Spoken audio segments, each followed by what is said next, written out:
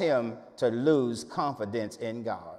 He did not allow what he saw and heard to lose confidence in God. Because when you read the rest of it when you get home, the Philistine was talking junk to David. David turned around and talked trash to him. Amen. Because he had confidence in God. So the aim of this sermon this morning, the aim of the thought of this text this morning is to help all of us gain even more confidence in God in a time in which we are living in. That's my whole aim this morning. That's what God has placed on my assignment this morning, to teach us that there's ever time that we cannot lose confidence in God in the time in which we are living in now. In a time that we are living in that many are losing their confidence. Many don't think things will get better. Many are losing their confidence in statements that I've made many times, that this too shall pass. Many people are asking when it's going to pass, because it seems like that things are not getting better.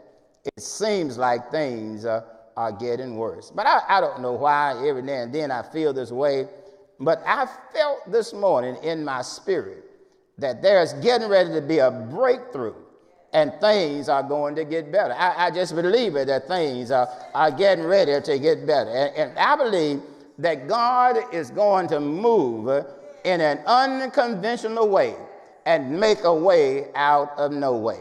So David, in our text, David had great confidence in God. And David believed that as long as the people believed in God and had confidence in God, that there was no enemy that could not be conquered.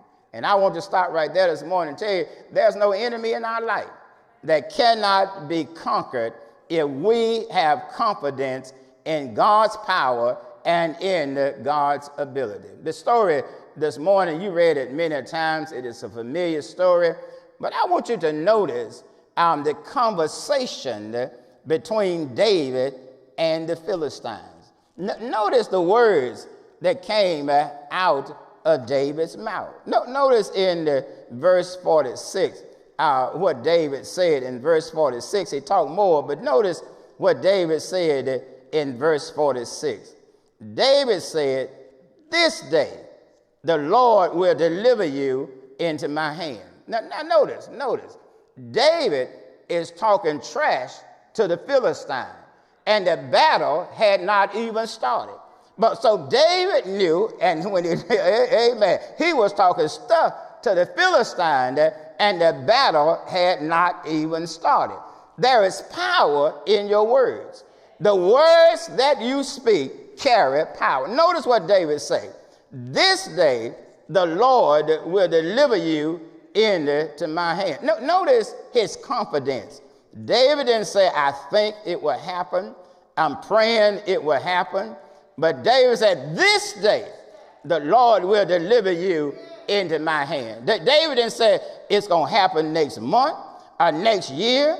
But notice, I'm getting happy. Y'all, I'm getting happy. But David said, "This day the Lord will deliver you into my hand." Now notice David is talking trash to the Philistine. And then David said, not only will he deliver you into my hand, but when he puts you there, I will strike you and take your head from you.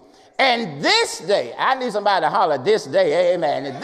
And this day, I will give the carcasses of the camp of the Philistines to the birds of the air and the wild beasts of the earth. And when I do all of that all of the earth gonna know that there is a God in Israel. Can I talk to you a little while this morning?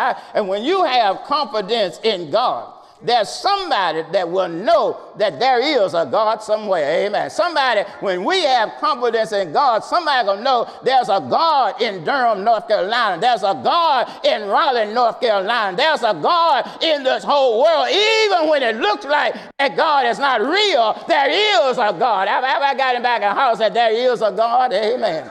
So David said, "This day the Lord will deliver you into my hand. The question